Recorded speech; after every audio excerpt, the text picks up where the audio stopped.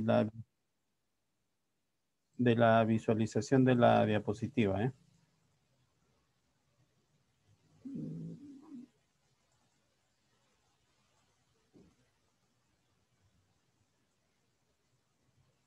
Ahí me confirman, por favor, si se visualiza la diapositiva. Sí, sí, se visualiza, ingeniero. Listo. Estamos listos ya, entonces. Ya vamos a empezar.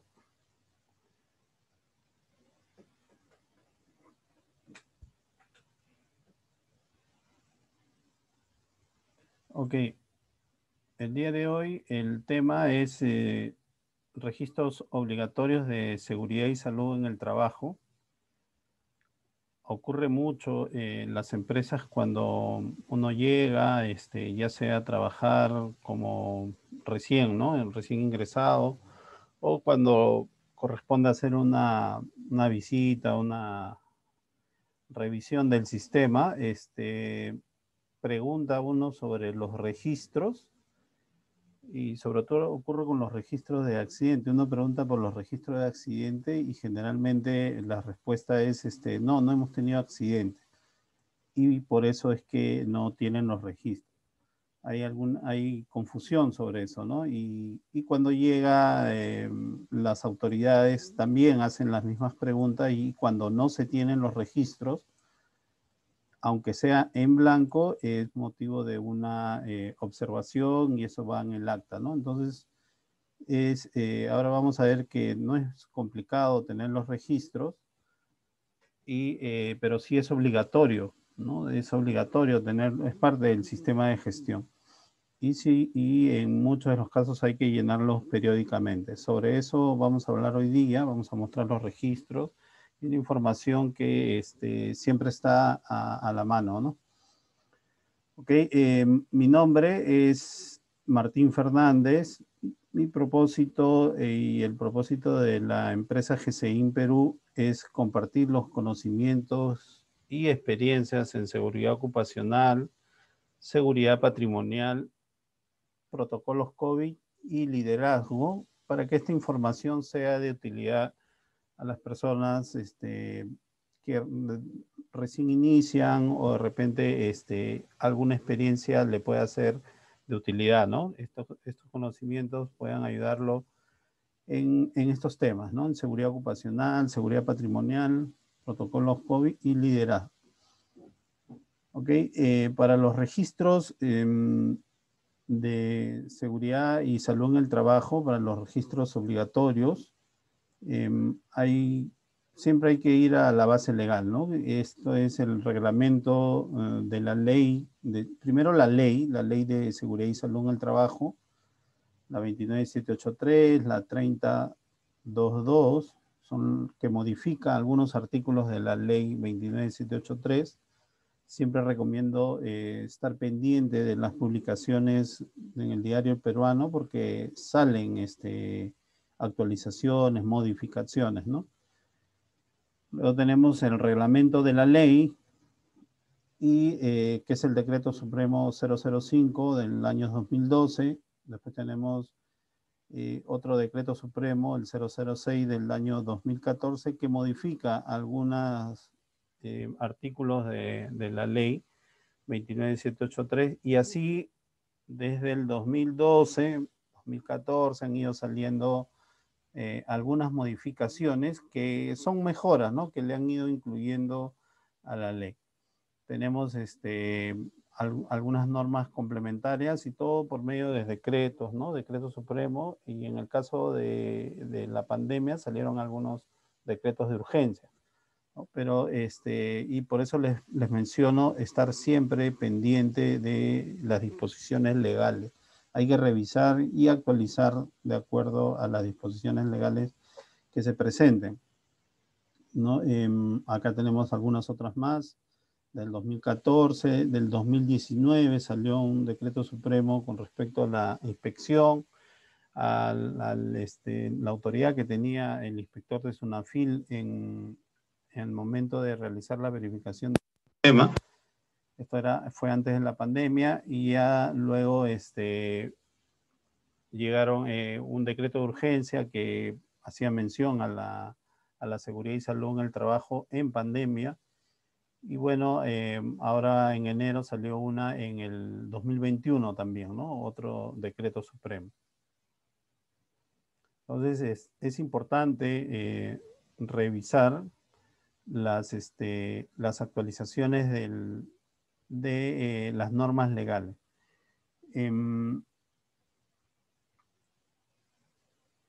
Los que tienen alguna consulta, alguna pregunta, pueden ir dejándola, algún comentario, algún aporte también o crítica, la pueden ir escribiendo o alzar la mano para darle, para que pueda abrir su micrófono. Ok, entonces vamos a ver qué nos dicen algunas de estas normas legales, ¿no? Por ejemplo, el Decreto Supremo 005 del año 2012 nos dice que los trabajadores y representantes de las organizaciones sindicales tienen el derecho de consultar los registros del sistema de gestión, el sistema de gestión de seguridad y salud en el trabajo, con excepción de los exámenes médicos, ¿no? Los exámenes médicos ocupacionales solo pueden ser revisados por el médico ocupacional, pero los otros registros pueden ser solicitados por los trabajadores y por los representantes de los sindicatos. Eso hay que tener conocimiento porque puede ocurrir que algún trabajador solicite revisar y por desconocimiento nosotros nos neguemos. No puedes ver que eso es confidencial. Se maneja así mucha de la información de seguridad y salud en el trabajo y es todo lo contrario. Esa información debe ser muy amigable para los trabajadores y cuando alguien lo solicita, poder presentarlo. Acá hay algunos comentarios, por ejemplo, nos dice Luis, ¿hay alguna página o link para estar pendiente de las actualizaciones en seguridad y salud en el trabajo?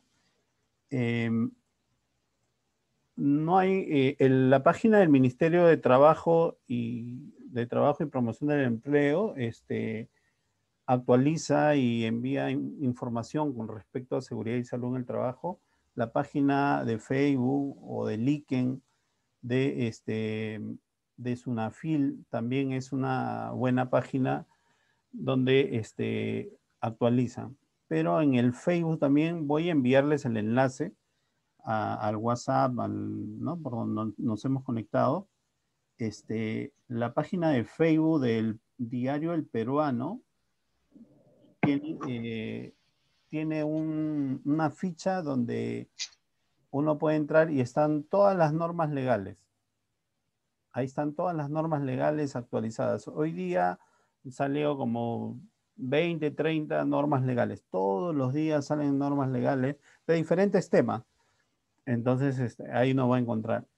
Alguno que tiene que ver con seguridad y salud en el trabajo, porque la Sunafil lo puede comentar en su página, ¿no? Entonces, es una página, son páginas muy buenas. Las redes sociales ayudan mucho para esto, ¿no? Entonces ahí pueden consultar. Tamara nos comenta, dice, en la página de Facebook de la Sunafil y en la página del diario El Peruano siempre salen actualizaciones. Es correcto, Tamara. Ahí uno va a poder revisar con el tiempo y con la paciencia y entrar a la página web de Sunafil también es una buena práctica. Ahí incluso uno puede ver las sanciones a las empresas, las multas y por qué las sancionaron, ¿no? Para que uno pueda tomar sus precauciones también. Ok. Luego, ¿qué más nos dice este decreto supremo? Que los registros deberán contener la información mínima establecida en los formatos que apruebe el Ministerio de Trabajo y Promoción del Empleo. Hoy día vamos a ver esa información mínima que deben tener los formatos, ¿no? En los registros.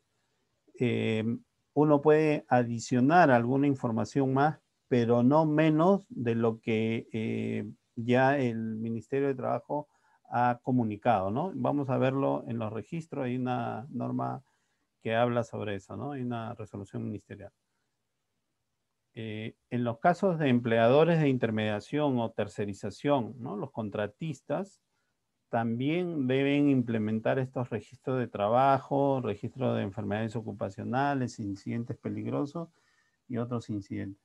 O sea, los contratistas también se deben alinear a la empresa principal a la que le dan servicio y deben contar con sus propios registros.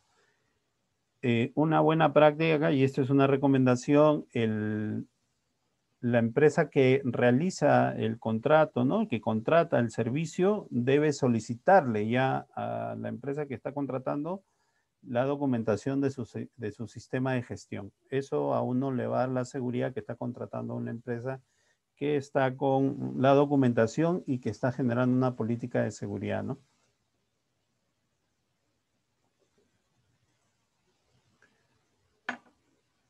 Después, en la ley 30222 nos dice que los registros obligatorios a cargo del empleador pueden llevarse por separado o en un solo libro o de manera electrónica, o sea, digital. También los registros se pueden llevar de manera digital.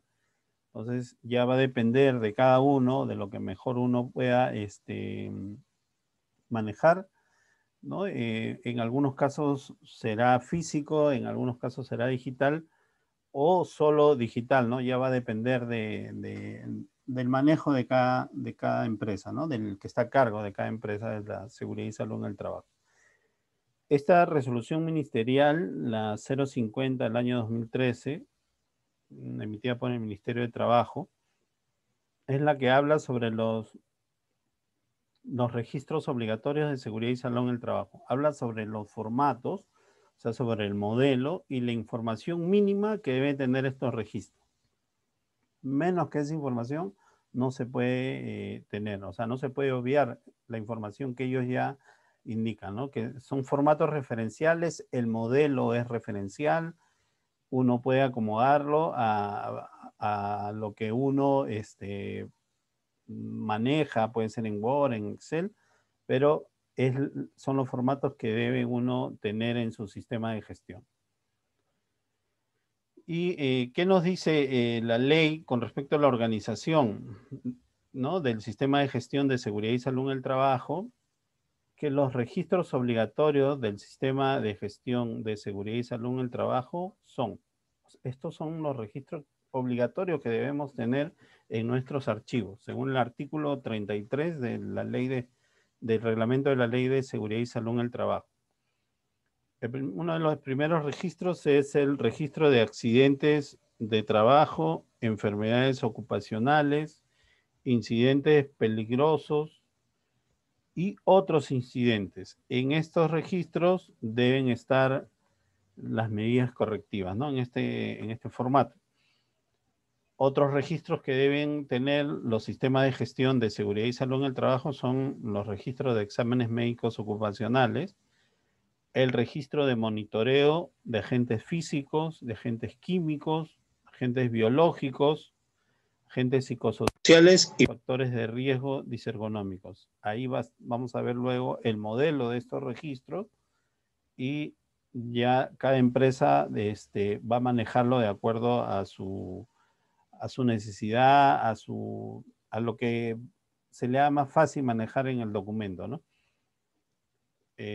Otros registros son los registros de inspecciones internas de seguridad y salud en el trabajo, registros de estadísticas de seguridad y salud, registros de equipos de seguridad o emergencia, ¿no? Los registros de entrega de equipos de protección personal, los registros de inducción, capacitación, entrenamiento y simulacro de emergencia, también debemos tener nuestro registro, y finalmente los registros de auditoría.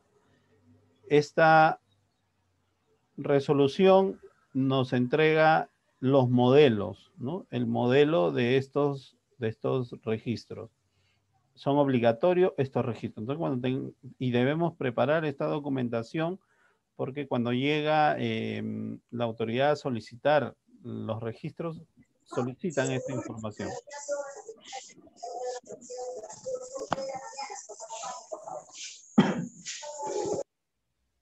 A ver, ahí ya desactivamos el audio. Entonces, primero vamos a ver los registros de accidentes de trabajo. Ahora vamos a ir viendo los registros, los modelos que nos entrega esta resolución.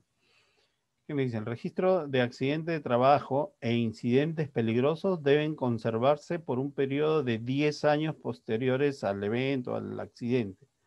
Se tienen que archivar, ya sea digital o físico, se tienen que guardar por un periodo de 10 años posteriores al suceso. ¿Qué es un accidente de trabajo? Esto ya es un término, ¿no? Una definición. Es todo un suceso repentino que sobrevenga por causa o con ocasión del trabajo y que produzca en el trabajador una lesión orgánica, una perturbación funcional, una invalidez o la muerte. Cuando ocurre eso, entonces se elabora el registro de accidente de trabajo. También es accidente de trabajo aquel que se produce durante la ejecución de órdenes del empleador o durante la ejecución de una labor bajo su autoridad y aún fuera del lugar y hora de trabajo. Si ocurre un accidente fuera de las instalaciones, pero fue por orden del empleador, también se registra como un accidente de trabajo. Este es el modelo, la mitad del modelo del registro de accidente de trabajo. Esta es la parte inferior, esta es la parte de arriba, donde la normativa nos entrega ya el modelo. Uno, como les expliqué, uno puede darle otra forma, pero el contenido debe ser el mismo. Entonces, esta es la información mínima que debe ir en el registro.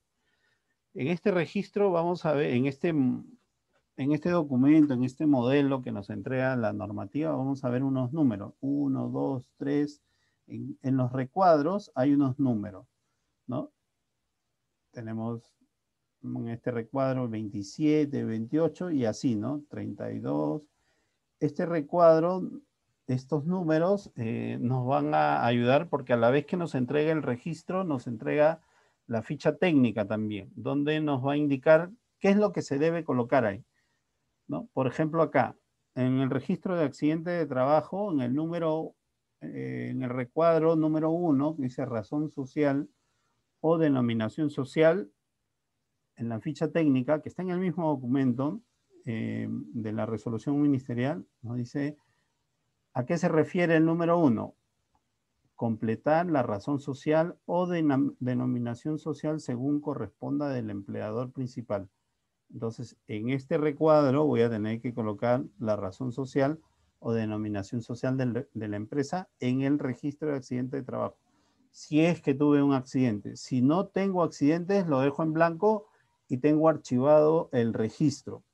Cuando viene el inspector o viene alguna visita a revisar el sistema y pregunta por el registro de accidente, si uno no tuvo accidentes, puede sacar el registro de accidentes en blanco. No hay problema.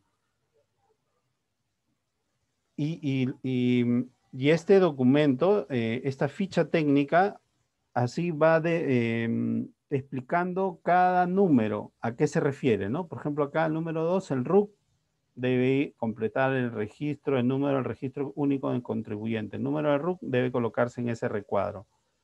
El número 3, ¿no? Nos dice domicilio. En ese recuadro se debe indicar el domicilio donde ocurrió el accidente.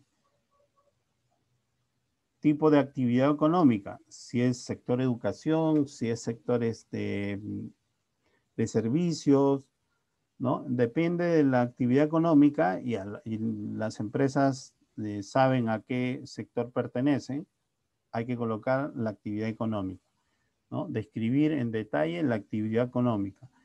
Y 5, número de trabajadores en el centro laboral, ¿no? Este encabezado es el que generalmente van en todos los registros y hay que colocar la cantidad de trabajadores de la empresa, ¿no? En general, en total.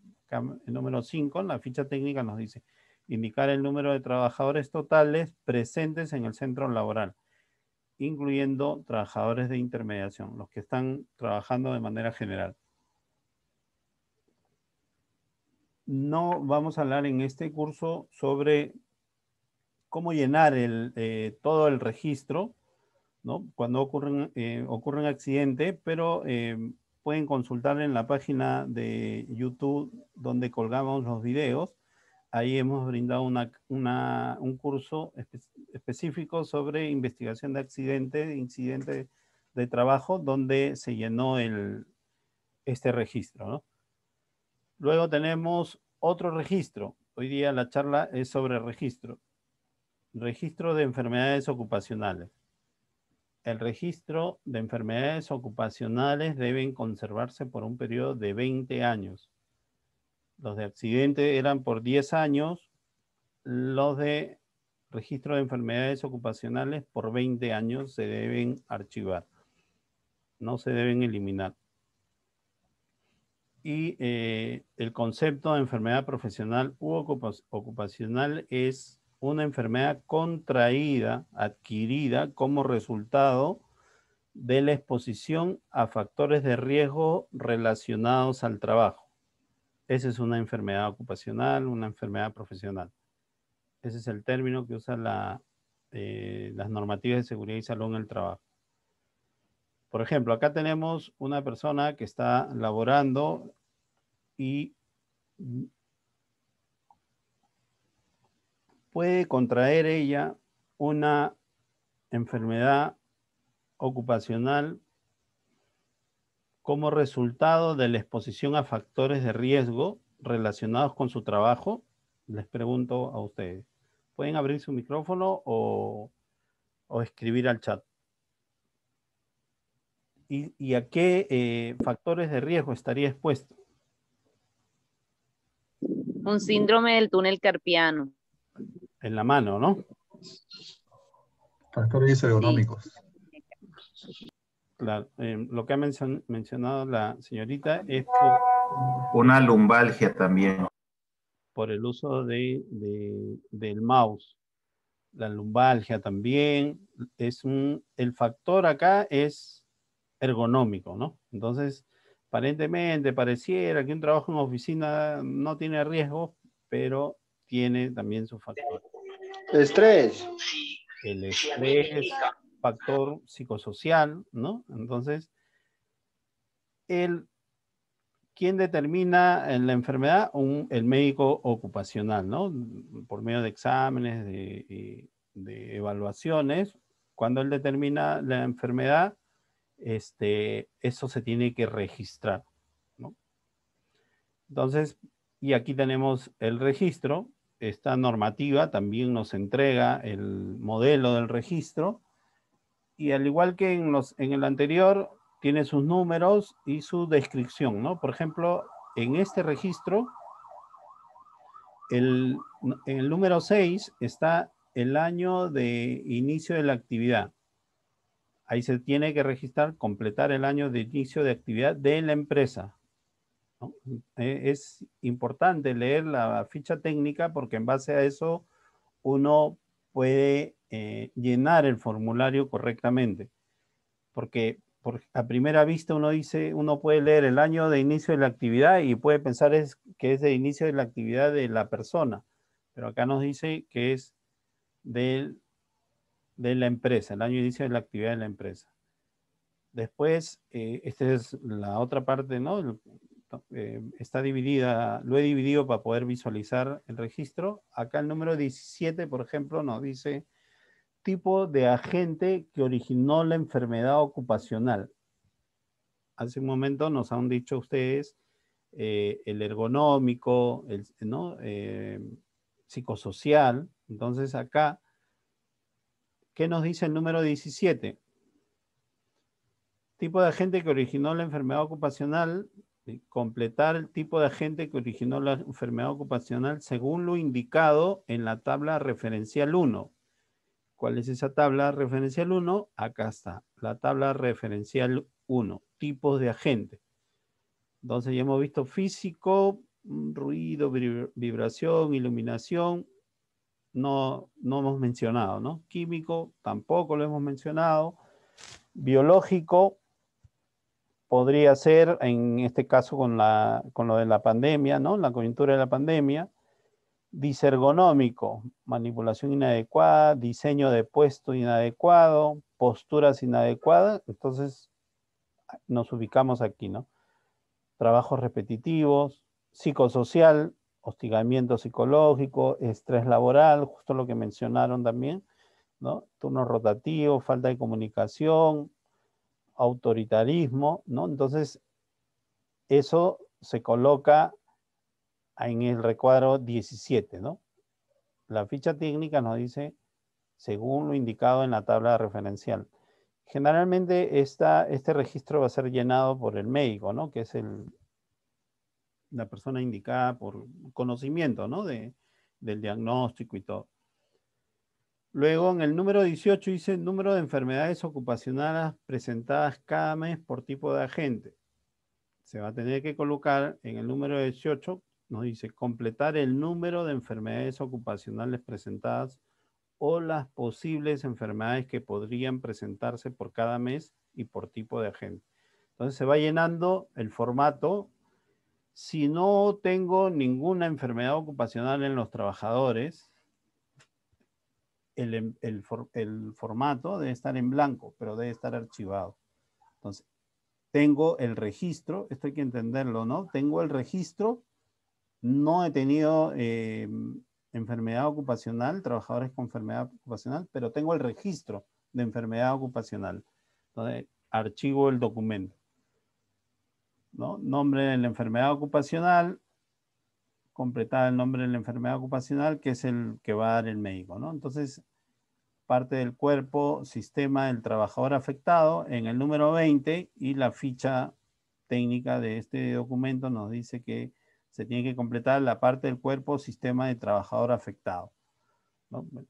En el ejemplo que hemos visto de la persona que está trabajando en la oficina, pues si el médico observó y diagnosticó y lo está registrando, puede ser la mano, ¿no? La muñeca o la espalda, la columna, algo, lo que se haya afectado producto del trabajo que estaba realizando la persona, ¿no?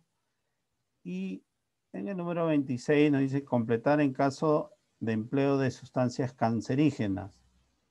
Hay que consultar, ¿no? Referencia al Decreto Supremo 039 o el Decreto Supremo 015 del año 2005. Entonces, esa información se tiene que consultar.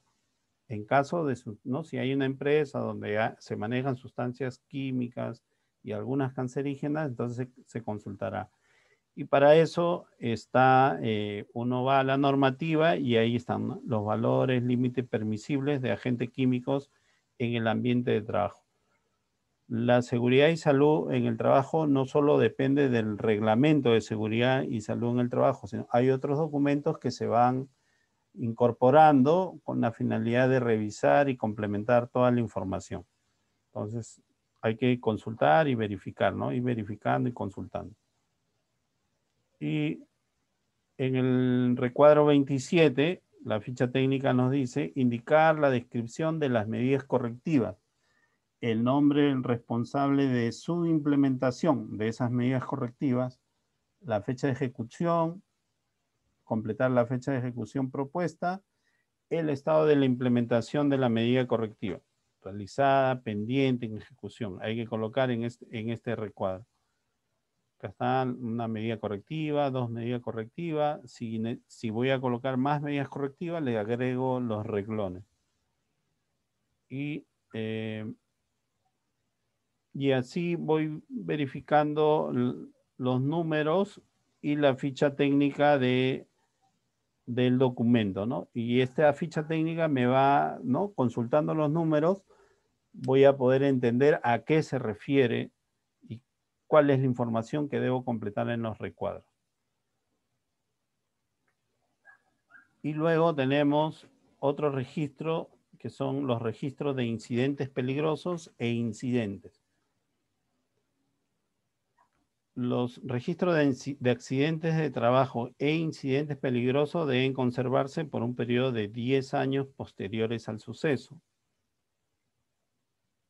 ¿Qué es un incidente? Es un suceso que ocurre en el curso del trabajo, en el transcurso del trabajo, en el que la persona afectada no sufre lesiones. Se pasó algo muy fuerte, muy grave, pero no afectó al trabajador, no tuvo daño, ¿no? O que lo golpeó muy levemente, en donde solo se tuvo que brindar primeros auxilios, no hubo nada grave. Eso es un incidente.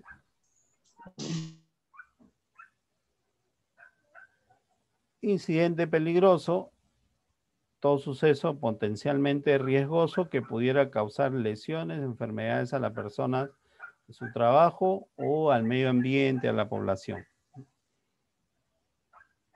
Acá, por ejemplo, tenemos un camión que está, volquete, ¿no? Que está con carga y que ha sufrido, se rompió la llanta, ¿no? Se reventó la llanta. Entonces, justo en el momento que iba a descargar. Entonces, es un incidente peligroso, ¿no? Es un incidente porque podía haber dañado, podía haber generado una lesión al conductor al momento, o a las personas que se encontraban lejos a la hora que estaban descargando, ¿no? Entonces, es un incidente peligroso. Ese incidente peligroso se tiene que registrar también. Este es el modelo del registro de incidentes peligrosos e incidentes, ¿no? ¿Qué nos dice, por ejemplo, ¿no? Ya hemos visto que los números nos indican en la ficha técnica qué es la información que se debe llenar. En el número 22 vamos viendo qué nos dice. Marcar con X si es incidente peligroso o incidente. De acuerdo a la definición de lo establecido en el Decreto Supremo, ya hemos visto el concepto aquí de incidente, ¿no? El Reglamento de Seguridad y Salud en el Trabajo trae estos términos, estas definiciones. Incidente, suceso acaecido en el curso del trabajo con relación con el trabajo, lo que hemos visto hace un rato. Incidente peligroso. Vamos a tener que marcar en el registro lo que ha ocurrido. Luego tenemos en el número 28, descripción del incidente peligroso o incidente, ¿no? Esta es la otra parte del registro. Que nos dice el número 28. Describa solo los hechos, no escriba su información subjetiva. O sea, en este recuadro no hay que poner opinión, no hay que agregar cosas que pudieron haber pasado, ¿no? Sino lo que ocurrió. ¿No? Pues, información que, los hechos, ¿no? Exactamente lo que ocurrió.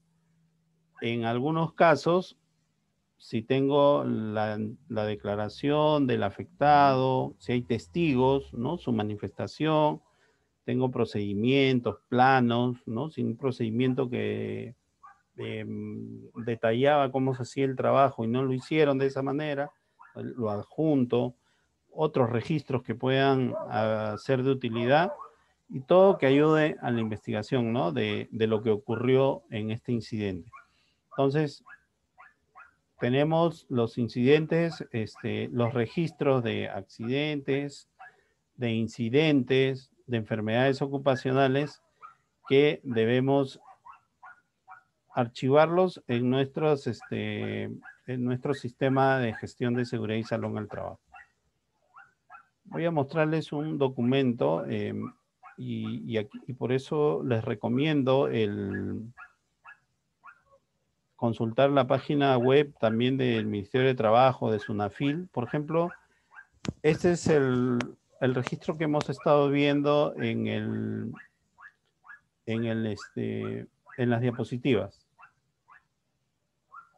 ¿no? Uno puede tomar este documento, puede mejorarlo, agrandarlo, adecuarlo, ¿no? Al manejo de cada uno. Puedo quitarle de repente el logotipo y le pongo el logo de la empresa, ya uno va a poder manejarlo. Esta información, y acá están todos los, ¿no? Enfermedad ocupacional, lo que estamos viendo, incidente peligroso, toda la información y todos los registros que estamos viendo están acá.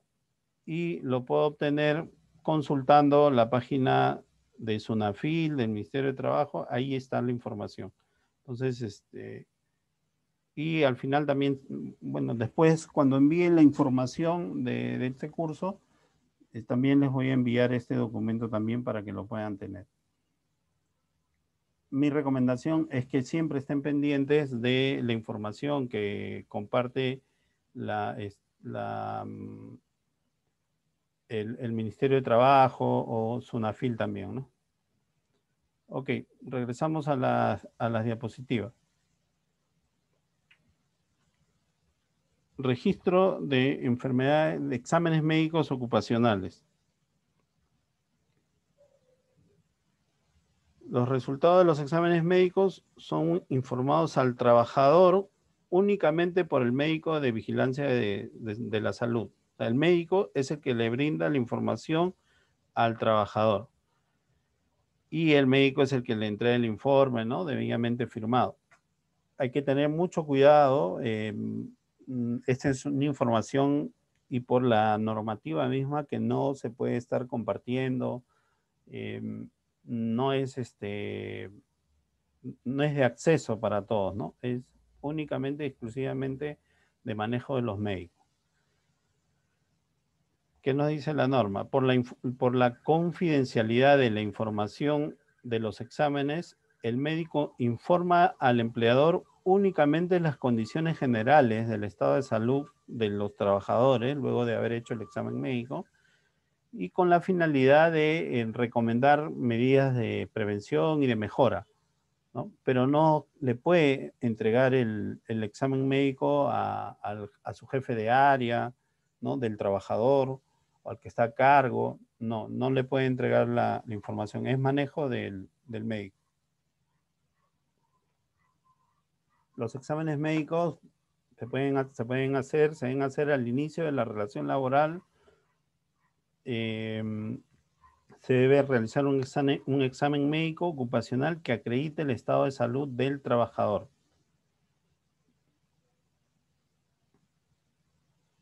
El examen médico ocupacional de inicio tendrá validez por un periodo de 2 años, siempre y cuando se mantenga la misma actividad. O sea, un trabajador que realizaba una labor, por ejemplo, en construcción civil, puede pasar a otra empresa con el mismo examen médico, siempre y cuando esté haciendo labores de la misma actividad. Tiene validez por 2 años ese examen médico. Los certificados de los exámenes médicos ocupacionales que se realizan durante la relación laboral tendrán validez por un periodo de 2 años y el costo está a cargo del empleador, no se lo pueden descontar al trabajador.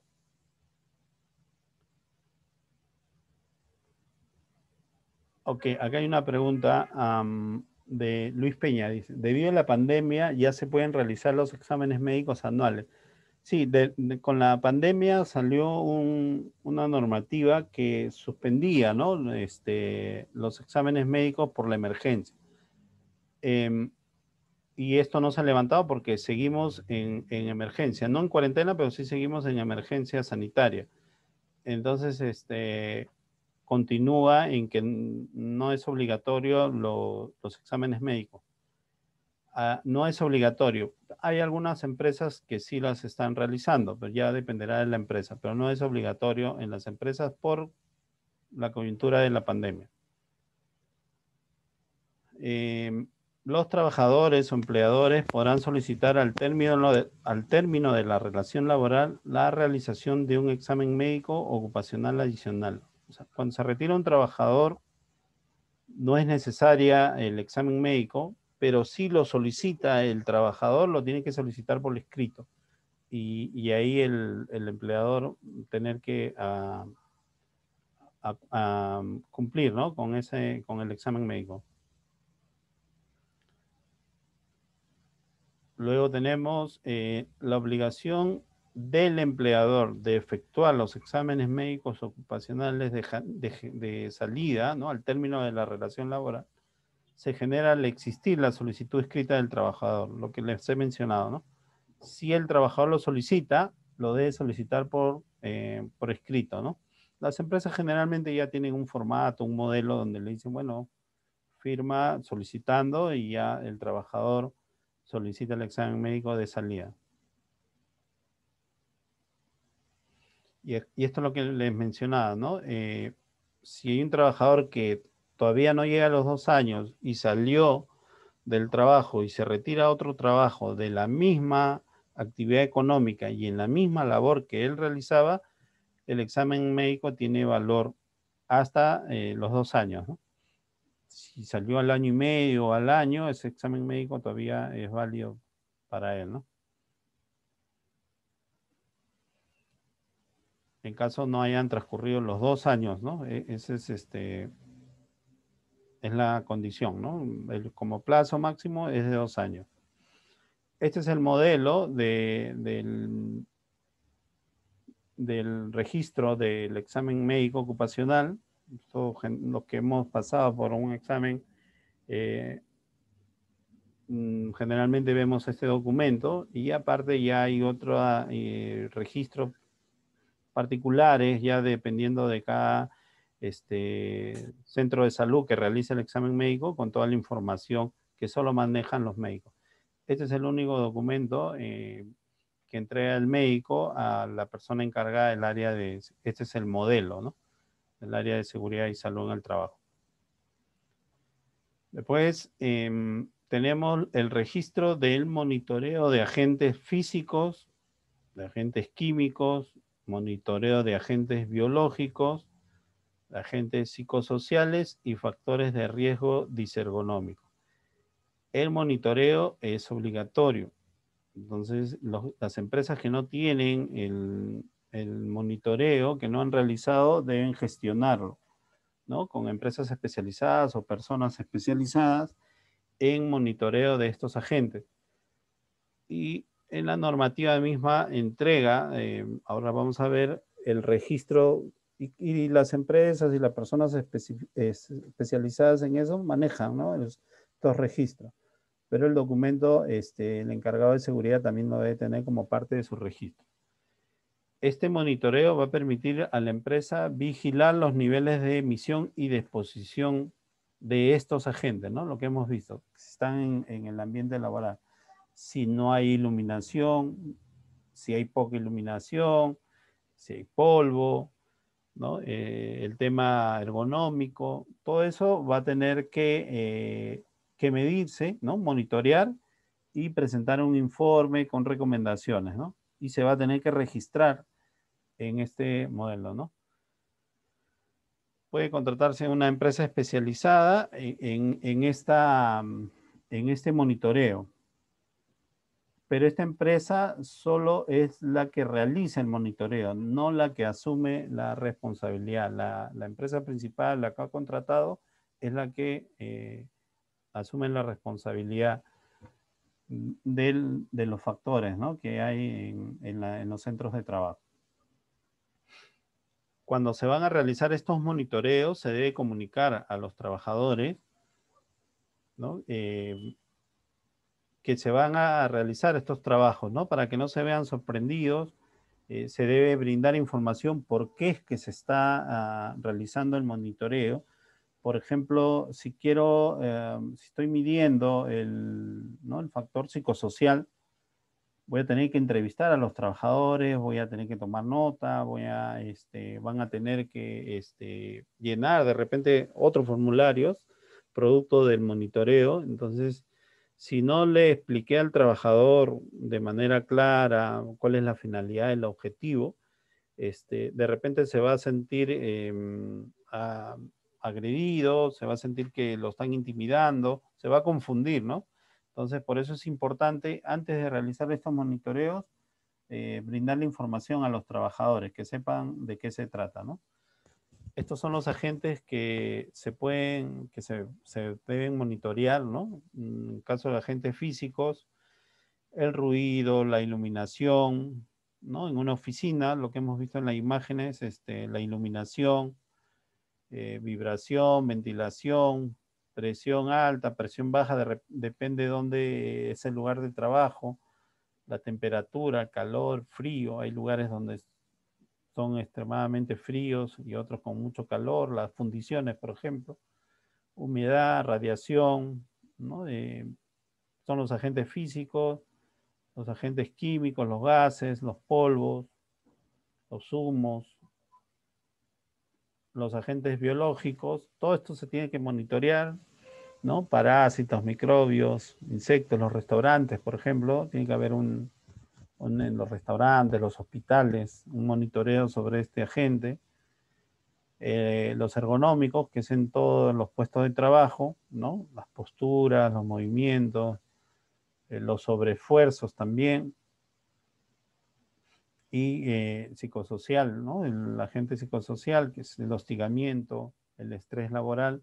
Todo eso se tiene que monitorear, el acoso, y registrarlo, ¿no? La empresa encargada de estas, o las personas encargadas de este monitoreo ya manejan el documento, el registro, pero uno debe conocer también y verificar que esto esté llenado de manera correcta, ¿no? Al igual que en los otros registros, tiene su ficha técnica, donde cada número va a ir explicando a qué se refiere, ¿no? Entonces, hay que consultar siempre la ficha técnica de cada registro. Luego tenemos otro registro que debemos implementar en el sistema de gestión, y este sí es más dinámico, puede ser mensual, cada 2 meses, pero se deben realizar inspecciones internas de seguridad y salud en el trabajo. ¿Qué es una inspección interna de seguridad y salud en el trabajo? Es la verificación del cumplimiento de los estándares, ¿no? El cumplimiento de la seguridad de las normas legales que rigen determinada actividad, y en el caso de seguridad y salud en el trabajo. Hay que revisar si se está cumpliendo. Para eso se realizan las inspecciones, ¿no? Mediante la observación, recoger información, ¿no? Verificar físicamente las condiciones, ¿no? de trabajo, y cómo se están trabajando y en qué condiciones se están trabajando. Este es un registro de inspección. Este es el modelo del registro de inspecciones internas de seguridad y salud en el trabajo. El encabezado, como les mencioné, generalmente estos registros, el encabezado va por la razón social, el número de RUC, la dirección, la actividad económica, el número de trabajadores. Esto casi siempre entra en el encabezado, en todos los registros. Pero ya cambia de acuerdo a la herramienta que se va a utilizar. En este caso, por ejemplo, ya que habla de área inspeccionada, fecha de la inspección, responsable del área inspeccionada, responsable de la inspección, tipo de inspección, cuál es el objetivo, resultado de la inspección, descripción, conclusiones y recomendaciones. Como les mencionaba, esta es la información mínima que debe contener los registros. Pero este modelo uno lo puede adecuar, lo puede cambiar, ¿no? Dependiendo de cómo uno maneje su sistema de gestión. Por ejemplo, acá tenemos un modelo, ¿no? Donde va la información del encabezado y área inspeccionada, descripción, recomendaciones, responsable, ¿no? Se le agrega, en este caso, este formato se le ha agregado el avance, ¿no? Si no se hubiera hecho nada, no se hubiera corregido, sería 0%, ¿no? Cantidad de trabajadores. Este es un formato. No necesariamente es igual, pero debe contener, lo que nos dice la normativa es que debe contener la información mínima, ¿no? Del formato que nos entrega la normativa. Ahora voy a leer algunos comentarios. Cristian nos indica, entiendo que hay representantes de la empresa y representantes de los trabajadores en el Comité de Seguridad y Salud en el Trabajo. ¿Cuál es la función de los representantes de los trabajadores en el comité? A ver, el tema del curso de hoy es sobre los registros. Estamos hablando específicamente sobre los registros. En el tema de seguridad y salud en el trabajo, para responder un poco la pregunta de Cristian, todas las empresas que tengan más de 20 trabajadores, de 20 trabajadores hacia arriba, deben contar con un comité de seguridad y salud en el trabajo. Como mínimo con 4 personas, ¿no? 2 de ellos representan a los trabajadores y 2 de ellos representan a la empresa. O sea, 2 son elegidos por la empresa, por el director, el jefe de la empresa, gerente de la empresa, y 2 deben ser elegidos por los trabajadores mediante una elección. Parecida a la elección que hemos tenido nosotros acá en el país hace unas semanas. Una elección similar se hace en el trabajo, con su ánfora, con los votos, hay que marcar, es una elección parecida. Entonces tiene que elegir. Y luego ya hay un reglamento sobre todo las funciones que deben realizar los integrantes del comité. Hay una reglamentación. Ok, Michael nos comenta, tipo hiper, entre todo, no, los registros no son el hiper, ¿no? Para aclarar un poco. El hiper-C es otra herramienta, pero no está dentro de la lista de registros obligatorios. Es una herramienta obligatoria, sí, pero es una matriz, no es un registro. También ahí luego les voy a brindar la información sobre cómo acceder a la página de YouTube para poder revisar los cursos que hemos brindado también sobre hiper y también sobre representantes del comité de la conformación de un comité de seguridad y salud en el trabajo. Ok, por ejemplo acá con lo que estamos hablando, con los registros de inspecciones internas de seguridad y salud en el trabajo, en la página de YouTube tenemos un curso, hemos brindado hace ya varios meses atrás, un curso sobre inspecciones internas de seguridad y salud en el trabajo. Específicamente cómo realizar las inspecciones, cómo registrar esas inspecciones. Ahí pueden revisar en la página de YouTube. Luego tenemos otro registro que es, todos estos registros son obligatorios. Los que estamos hablando, los registros que hemos visto de accidente, incidente, enfermedades ocupacionales, inspecciones y de estadísticas de seguridad y salud en el trabajo son obligatorios. Todos estos registros son obligatorios y debemos tenerlos en las oficinas de seguridad y salud en el trabajo. ¿Qué son los registros de estadísticas de seguridad y salud en el trabajo? Son los resultados del análisis de las estadísticas de seguridad y salud que permiten o permitirán al empleador, a la empresa, a utilizar esta información para mejorar la seguridad de forma proactiva y focalizada. ¿Qué quiere decir? Si, por ejemplo, tenemos un accidente, por ejemplo, les voy a comentar un caso que nos pasó en un trabajo. Una señorita que estaba trabajaba cerca de la cocina, se resbaló en una escalera.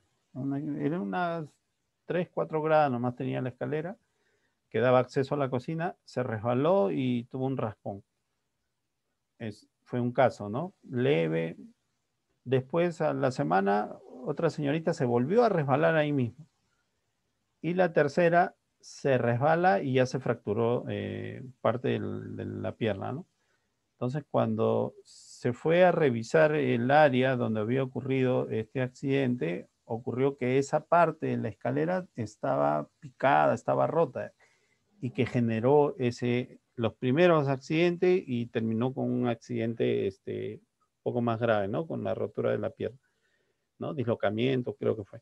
Entonces, las estadísticas justo sirven para tomar esas acciones correctivas, ¿no? Si ocurre una, ocurre dos, Entonces algo está advirtiéndolo, nos está advirtiendo y hay que estar alerta. Por eso las estadísticas son muy importantes, son muy dinámicas y hay que prestarle atención especial.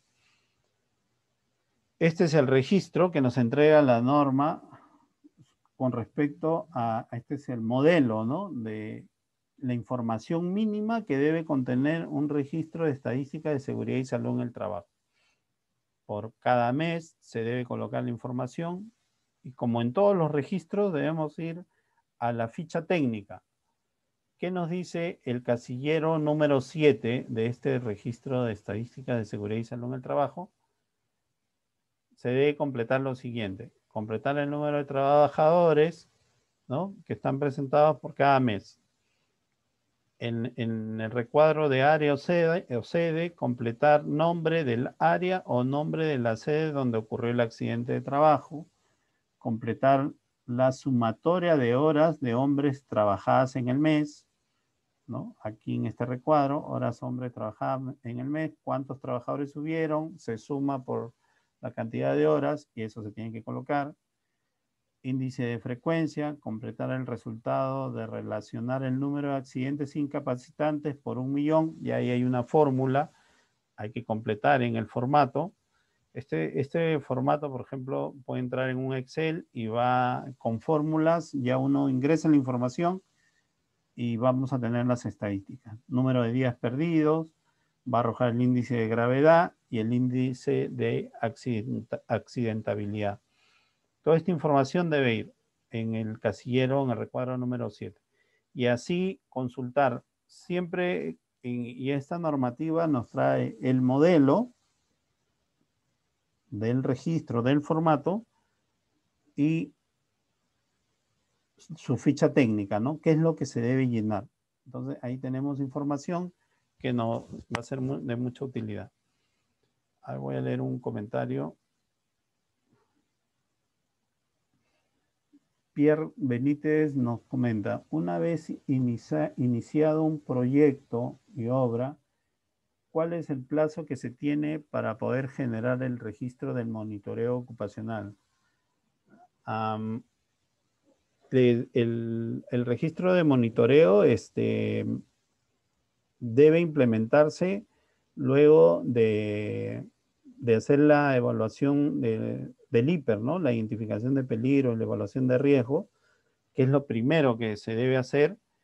Entonces ahí va a arrojar que se necesita tal evaluación, tal monitoreo. Entonces uno mismo va a poner el plazo, pero no debe demorarse porque puede llegar las autoridades a verificar y van a pedir los monitoreos. Entonces, y ahí vamos a estar con incumplimientos o a última hora corriendo para buscar a una empresa o una persona que haga ese monitoreo. Entonces, es lo más cercano al resultado después de terminar la evaluación del IPER. Y el IPER es una de las primeras herramientas que se llena, ¿no? En cada empresa, Pierre. Ok. Continuamos. En estos registros de estadística, los integrantes del comité, esta es una de las funciones para la pregunta sobre el comité que hicieron hace un momento, los integrantes del comité deben reportar trimestralmente, ¿no? Cada 3 meses a la gerencia general los informes de los análisis de estadísticas de los incidentes, accidentes o enfermedades ocupacionales que se hubieran presentado en el centro de trabajo. Cada 3 meses se debe, en base a la información de la estadística que uno haya obtenido, ¿no? Cada 3 meses hay que presentar un informe. No solo las estadísticas, sino debe ir acompañado con un informe. Este es el modelo, que es el registro de estadísticas también, donde va el informe, la información adicional del análisis, producto de esos datos que obtuvimos de las estadísticas, ¿no?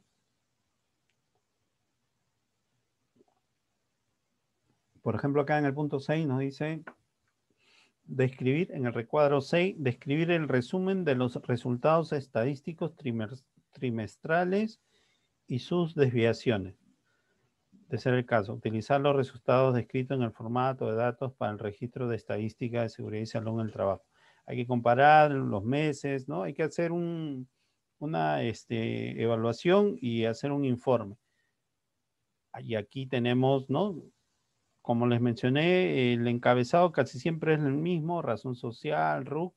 Este registro también debemos tenerlo. Y verificar siempre la ficha técnica para estar seguros de qué es la información que debemos completar en esos recuadros. Acá, por ejemplo, análisis de las causas que originaron las desviaciones. Es un modelo, ¿no? Pero esta es la información mínima que debe contener este registro. Luego tenemos los registros de equipos de seguridad o emergencia, que son, estos registros van a evidenciar la entrega de los equipos de seguridad o emergencias a los trabajadores, ¿no? Dependiendo de la empresa, del riesgo, de los trabajos que haga la empresa, van a requerir mayores cantidades de equipos de protección. Si la empresa tiene un equipo que realiza trabajos en altura, por ejemplo, el casco, el arnés, ¿no? Todas las botas, los guantes, todos esos equipos de protección que se entregan deben registrarse. No solo, ¿no? Y por eso al inicio del curso mencionaba que las empresas generalmente cumplen, ¿no? Entregan guantes, sí, le entregan buenos guantes, buenos zapatos, entregan buenos equipos de protección, pero no registran en la entrega.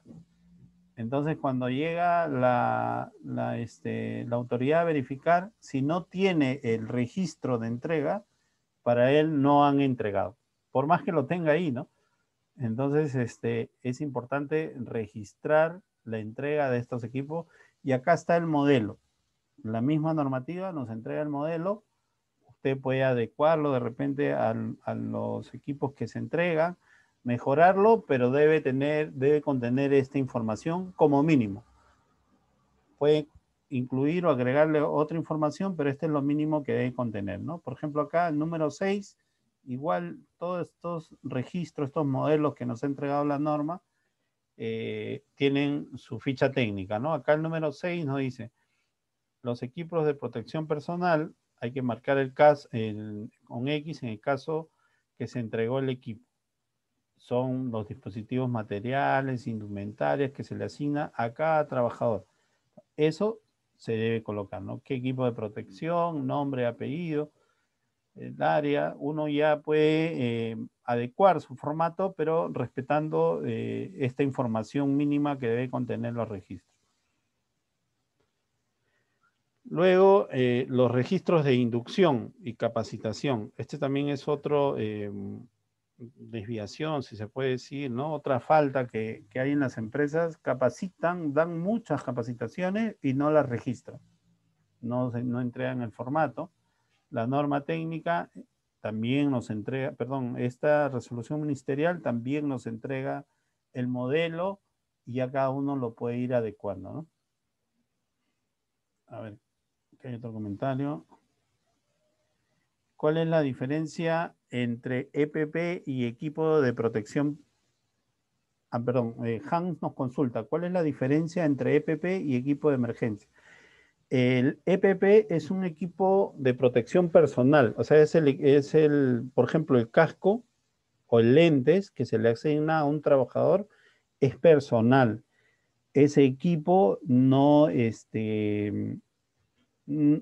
colectivo, ¿no? O sea, es asignado al trabajador. No lo puede prestar, no se le puede encargar a otro, es de uso personal, por eso se le llama equipo de protección personal. Y el de emergencia, por ejemplo, puede ser un equipo en las minas, por ejemplo, utilizan medidores de gas, ¿no? Ese ya no es un equipo personal, sino es un equipo colectivo donde hoy día lo puede usar uno, la linterna también es otro equipo de emergencia, que lo puede utilizar hoy día uno y luego otra persona, mañana otra persona, no está asignado a una sola persona. Esa es la diferencia, Han. Ok, luego,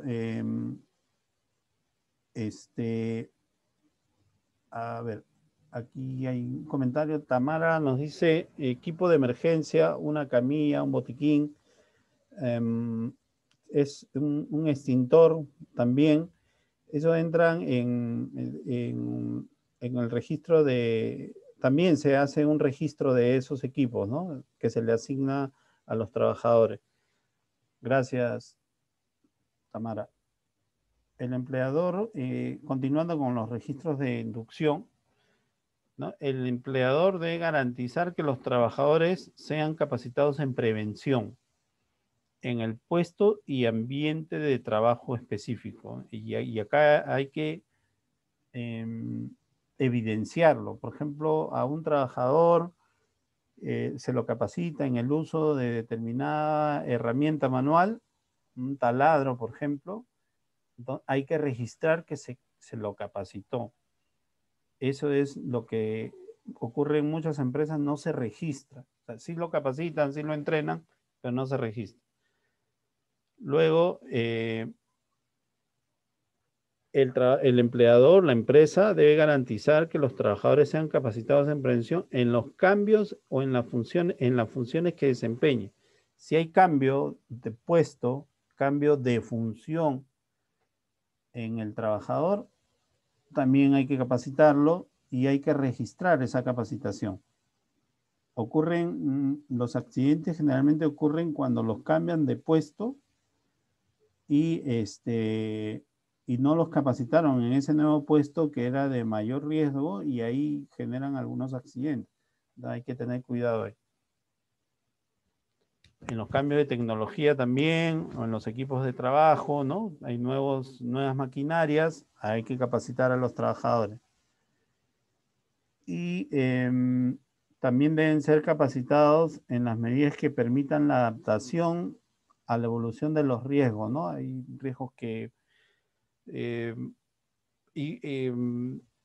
yo recomendaría capacitar al trabajador en evaluación de riesgos, hacerlo participar en la identificación de peligros, en la elaboración de la matriz para que pueda identificar los riesgos cuando él está trabajando, ¿no?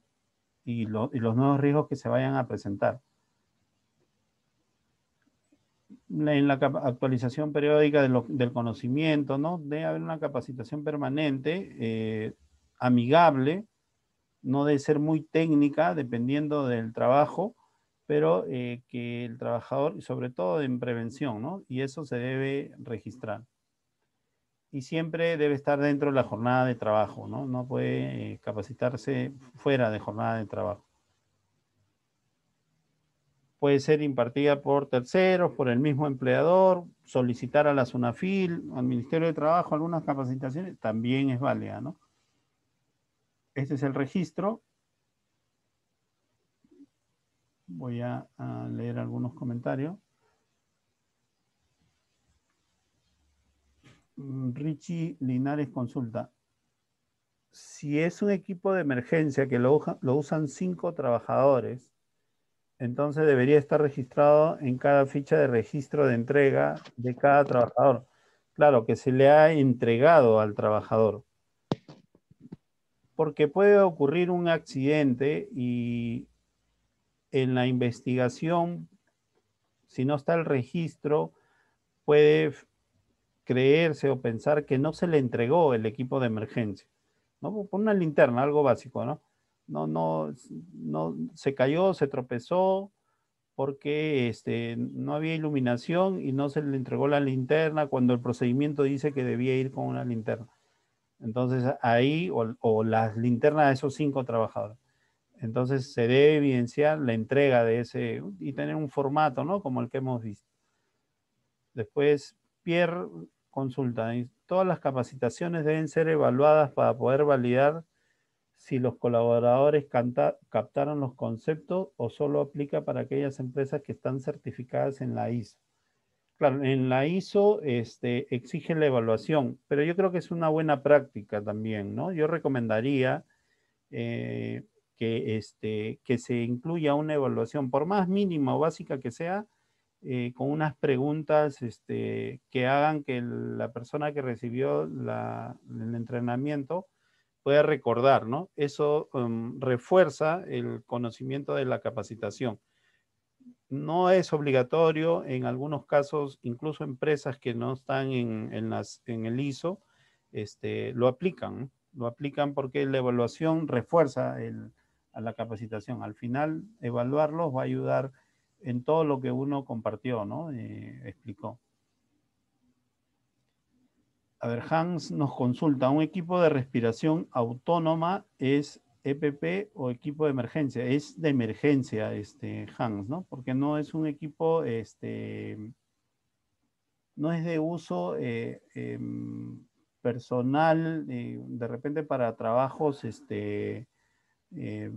diarios, ¿no? Es específicamente para alguna labor especial que no es de rutina, ¿no? Entonces ahí se convierte en un equipo de emergencia, está en el almacén, cuando se requiere se retira, ¿no? O se le asigna a un trabajador que sí de repente se le puede asignar por 1 o 2 días, ¿no? O más de repente.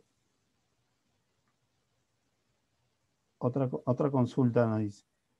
Hace poco la empresa nos envió una hoja para firmar la supuesta capacitación de protocolos que dice que nos dio, pero en realidad no ha brindado ninguna charla y se le dijo que no vamos a firmar, pero nos dijo que si no vamos a firmar va a poner una papeleta.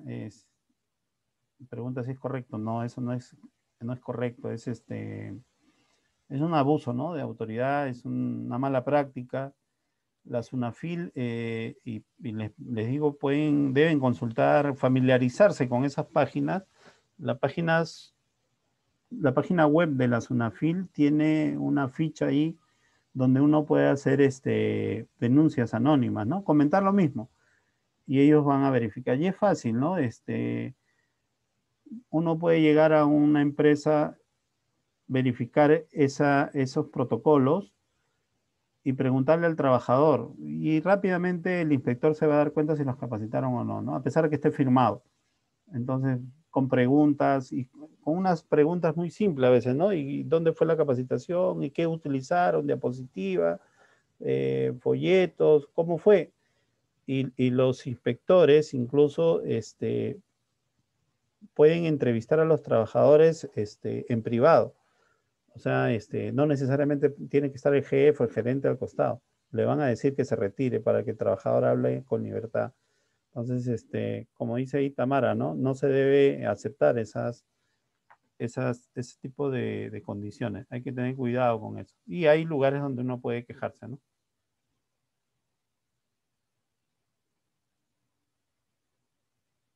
Ok, luego después de esa queja nos pidió, Michael nos sigue comentando su experiencia, luego nos pidió que un número a todos para que nos enviaran los videos de capacitación y solo para escuchar.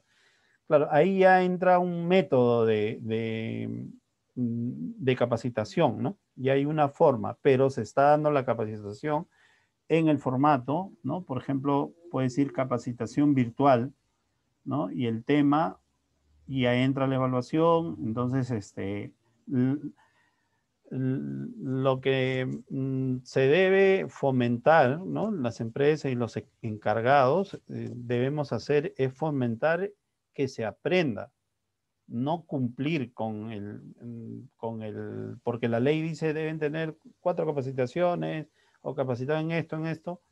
Solo si es por cumplir no se va a aprender, ¿no? Lo que se debe fomentar es que en realidad se aprenda. Entonces, y ahí se va generando y fomentando una cultura, porque si se va por el otro lado, vienen los accidentes. Y por eso es que ocurren los accidentes, ¿no? Uno de los factores. Ok, gracias por compartir, Michael. Continuamos. Este es el registro, ¿no? Uno puede adecuarlo, va el tema, fecha, nombre del capacitador. Igual como en todos los registros, la inducción, ¿no? Tiene su ficha técnica, ¿no? ¿Qué es lo que se debe marcar? Entonces, todos los registros tienen su ficha. En este número 14 deben ir los apellidos, los nombres. DNI, el área, la firma del trabajador y algunas observaciones. Estos son los registros de capacitación e inducción.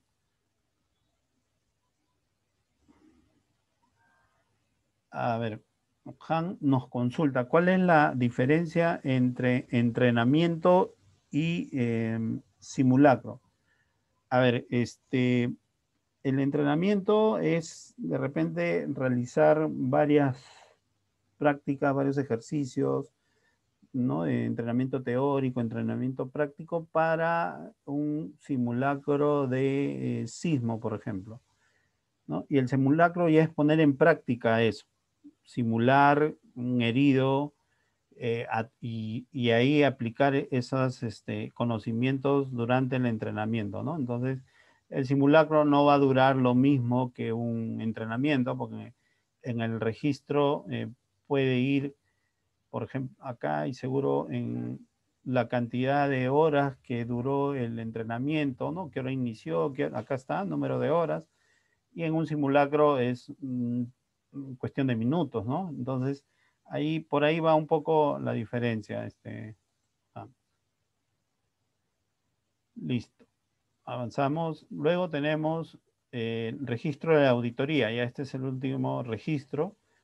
La auditoría es un procedimiento, ¿no? Donde independiente y que se va a documentar la evaluación del sistema de gestión. Yo recomiendo no tenerle miedo a las auditorías, al contrario, uno de las auditorías aprende mucho, ¿no? Las personas que van a realizar auditorías tienen mucha experiencia, sabe por qué, por dónde revisar, difícil engañar a un auditor, porque ellos han manejado mucho más situaciones que otros, ¿no? Entonces, hay que darle la bienvenida a las auditorías, esa es mi recomendación. Va a medir la auditoría cómo está mi sistema y de repente yo equivocadamente puedo pensar que estoy muy bien con el sistema de gestión y la auditoría me va a arrojar realmente si estoy muy bien o no. Entonces, ayudan mucho en la mejora del sistema, ¿no? Este es el registro de las auditorías, ¿no? La persona que realice o la empresa que realice la auditoría va a llenar o utilizar este formato con esta información mínima. Entonces ya sabemos, consultamos en este registro y en la ficha técnica la información que corresponde, ¿no? Cómo se debe llenar. Por supuesto que seguro va a ser mucho más amplio, ¿no? A ver, acá hay un comentario. Ok, bueno, Ezequías comentaba, primero son los entrenamientos práctico y teórico y luego el simulacro, que ya es simular un caso real, ¿no? Pues son simulacros. Con respecto a las auditorías, un decreto de urgencia, ¿no? Un decreto legislativo donde mencionaba sobre las auditorías del sistema durante la emergencia sanitaria, estaban suspendidas, no era obligatoria, ¿no? Igual hay que prepararse para las auditorías que van a ayudarnos mucho para poder ver cuáles son y en qué es la situación en la que se encuentra el sistema de gestión de seguridad y salud en el trabajo, ¿no? Ok, preguntas, comentarios, ¿no? Con este último registro, hemos visto todos los registros que estamos obligados a implementar en el sistema de gestión para tener en nuestros archivos, ¿no?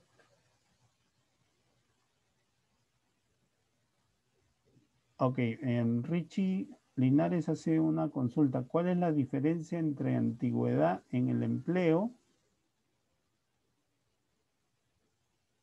y el tiempo de experiencia en el puesto de trabajo, en el registro de accidentes? A ver, la antigüedad en el empleo es cuánto tiempo tiene trabajando en la empresa de repente, ¿no? Puede tener 2 años o 5 años en la empresa, pero por ejemplo, comenzó como un operario de limpieza, vamos a decir. Y a los 2 años o 3 años, cambió a conductor en esa misma empresa. Ese es el tiempo de experiencia en el puesto de trabajo. Y en ese, al tercer año dejó de ser operario de mantenimiento y pasó a ser conductor. Y a los 6 meses de conductor le ocurre un accidente. Entonces, ese es el tiempo de experiencia en el puesto de trabajo. Y la antigüedad tiene 3 años y 6 meses, ¿no? Entonces, al tercer año lo cambiaron, ahí debieron capacitarlo, evaluarlo y evidenciar ese cambio, ¿no? Entonces, o era ayudante de traslado, ¿no? De reparto, y luego pasó a conductor. Entonces, eso es, ahí vienen esas diferencias, Rich. Y Tamara nos comenta, prevalece la experiencia y hay mucha gente con años de antigüedad en el trabajo y sin nada de experiencia. Se quedan en lo mismo y nada. Un poco lo que hemos comentado, ¿no? Va a depender mucho también del liderazgo, Tamara, de la empresa, ¿no? De los que están a cargo de la empresa, de las jefaturas de áreas, ¿no? Ok. Bueno, ahora les comento un poco. Este es mi teléfono, Martín Fernández, número y correo. Este es el número donde nos hemos conectado y les he enviado la invitación para este curso. El curso de la próxima semana tiene que ver con una de los comentarios, preguntas que me hicieron. Constitución y funciones del Comité de Seguridad y Salud en el Trabajo. Les voy a volver a enviar la invitación al correo o al WhatsApp por el cual nos hemos conectado. Y si ustedes confirman, yo ya les envío el enlace, ¿no? Para que puedan acceder el próximo viernes. También tenemos un grupo de WhatsApp ya con más de 130 participantes, donde comparto el enlace para que puedan acceder al curso. Ya no hay necesidad de inscribirse cada semana, sino en los formularios, ¿no? Sino en el WhatsApp, ahí les comparto el enlace de los cursos que vamos a brindar y además alguna otra información de interés en seguridad ocupacional, seguridad patrimonial y protocolos COVID, liderazgo también, algunas cosas. Es un grupo muy disciplinado, solo tocamos esos temas, no otros temas.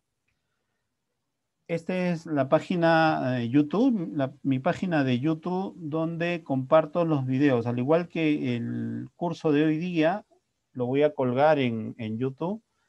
Están cursos anteriores. Ustedes pueden entrar a la página de YouTube, suscribirse para que les notifique cuando colguemos algún curso y también encontrar ahí los cursos que de repente puedan ser de su interés, ¿no? Ahí están los temas, ustedes pueden buscar los cursos, les va a ser de mucha utilidad. No todos los temas se pueden tocar en un solo curso, un solo día como el de hoy, ¿no? Hay varios, hay que ir disgregando, ¿no? Para mejor entendimiento. Tenemos un... ¿Quién se ha llevado mi carne? Tenemos un grupo de Facebook donde compartimos archivos y documentos, guías, ¿no? Que son de utilidad en los temas de seguridad.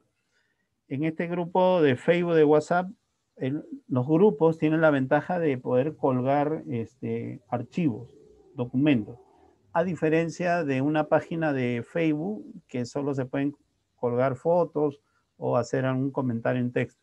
El grupo de Facebook permite colocar archivos. Entonces, en este grupo de seguridad y protección brindamos ¿no? Diversos archivos sobre los temas que vamos tratando. Por ejemplo, usted puede entrar a este grupo y ir a la parte donde dice archivos y va a encontrar una lista de guías, cartillas, normas técnicas, manual, toda la documentación y la descarga y va haciendo su propia carpeta, ¿no?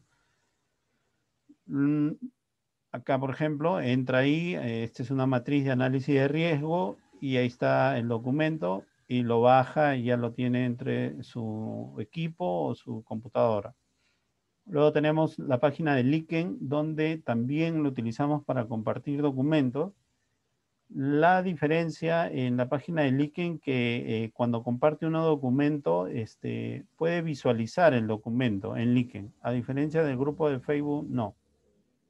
En el grupo de Facebook se visualiza el archivo, ¿no? En este caso el Excel, ¿no? Ahí se visualiza eso. Pero en el Liken sí se visualiza el documento.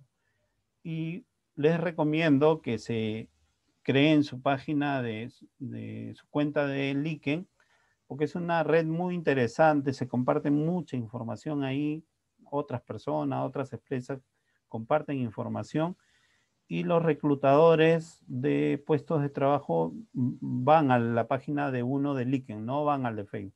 Entonces, familiarizarse con esta página va a ser de mucha utilidad para cada uno de ustedes.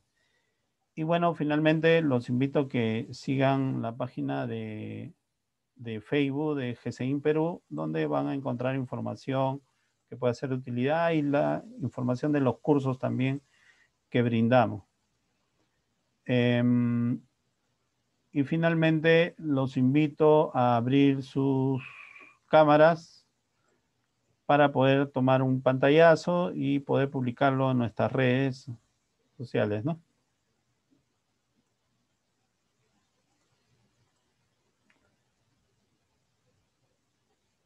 A ver, buenas noches con todos. Buenas noches, ingeniero. Buenas noches, Martín. Buenas noches, Susana. Osvaldo, buenas noches. Una gran ventana para tantos artistas y un gran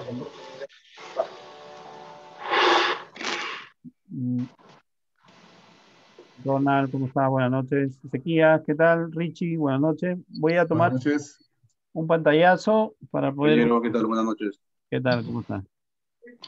Buenas noches. Gracias, nos están abriendo su cámara. Gracias. Buenas noches. Gracias, ingeniero. Listo. Muchas gracias a todos. Estamos en contacto. Buenas noches. Correcto, ingeniero. Hasta luego. Cualquier consulta, ya ahí tienen el teléfono. Pueden escribirnos y estar en contacto, ¿no? Listo. Un fuerte abrazo a todos. Estamos en contacto. Buenas noches.